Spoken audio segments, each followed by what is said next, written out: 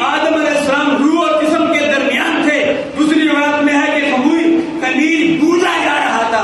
فرماتے ہیں مجھ محمد مصطفیٰ کی نبوت اس وقت بھی چمک دمک ہے. سبحان اللہ. یہ دعا حضرت عظیم البرکت فرما گئے تو زندہ ہے واللہ، تو زندہ ہے واللہ، میرے چشم عالم سے چھپ جانے والے. فرماتے ہیں چمک تجھ سے پاتے ہیں چمکانے والے، میرا دل بھی چمکا دے چمکانے والے. سارے یہ فرما گئے.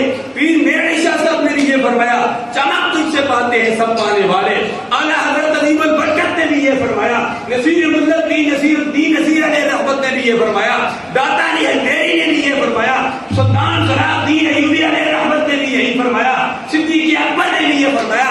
عمر فاروق نے بھی یہ فرمایا. عثمان غنی نے بھی یہ فرمایا. حضرت علی المرتضیٰ شیخ اقرا نے بھی یہ فرمایا. سب نبیوں نے بھی یہ فرمایا. سب صحابہ نے بھی یہ فرمایا. سب تابعین نے، سب اولیاء کاملین نے یہ فرمایا. اور اعلیٰ حضرت عظیم البرکت نے جو اللہ کے نبیوں نے فرمایا اس کا نقشہ آپ نے شعر میں کہہ دیا. فرمایا سارے کہتے ہیں کہ چمک تجھ سے پاتے ہیں سب پانے والے، میرا دل بھی چمکا